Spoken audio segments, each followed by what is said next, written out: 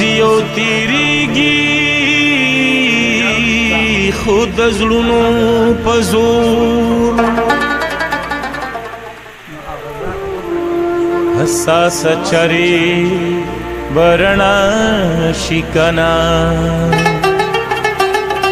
زیو تیریږي. بسم الله الرحمن الرحیم. السلام علیکم کتونکو، امید لرم تاسو بخیریت سره یې. کتونکو نن موجود یو بهادر بابا کې یو مریض دی، د هغه عیادت له هم راغلي خو صدیق اکبر کوم چې زموږ بدلون ارګنایزیشن چې د هغه ایګزیکټیو ممبر دی، نو د هغه شکریا ادا کوو. هغوی راته دا یو ملګري وښودي، تاسو دغه ویډیو کې کتئ چې دغه ملګری دی، ما له خونونه راځي، د هغوی زوی راسره دلته موجود دی او د دغې کس چې دی نو د ده کینسر دی. د کور واحد سهارا، د کور د ګټې وټې واحد دغه سهارا واقعي ډېر زیات ډیزرونګ.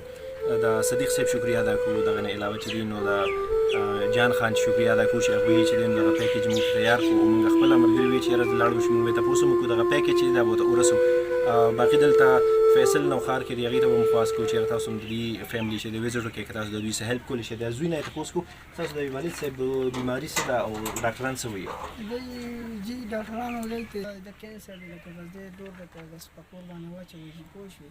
او خپله غریبونه نو تاسو خفه ده کور ته هر څه ولېږي لکه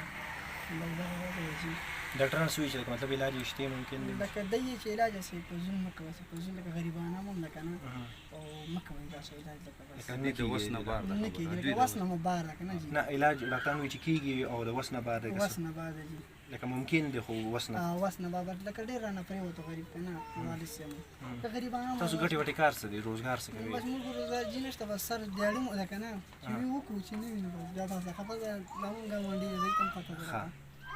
او ستاسو والد صاحب به هم مزدوري کوله نو ستاسو کور به پرې چلېده؟ ته به مزدوري کوله بس. صحیح. کتونکو تاسو د دې خبرې واورېدې او دغه دا د هغه مریض چې کوم تاسو وینئ دغه فوټیج کې د دوی زوی دی چې مزدوري وي نو کوي ګني نو مشکل دی. دې سره سره کینسر بیمار دی، علاج یې ممکن دی خو پیسې نشته، علاج نشته او د هغې په وجه باندې هغه په کټ پروت دی. ډاکټران هم ورته وایي چې بس علاج یې مه کوئ، بل چې کومه پورې ژوند دی بس ژوند به تېروي. تاسو هم خواست کوو خصوصي طور باندې چې کوم ملګري زموږ دا ویډیو ګورئ وینئ نو ضرور تاسو راشئ، د دوی مرستیال شئ، دوی سره مدد وکړئ. تاسو د په علاج حوالې سره که څوک مدد کول غواړئ، که د فوډ پیکیجز حوالې سره څوک مدد کول غواړئ، څه قسم ستاسو وس وي، څه ستاسو د کار خیرات وي، ضرور داسې حقدار خلک ضرور شته زموږ جار پرچل کې دغه شانتې په دې ځای کې ضرور دوی سره مرستیال شئ. کوم ځای کې مې ښه د باد بریالي اوسئ. تل به له پامه.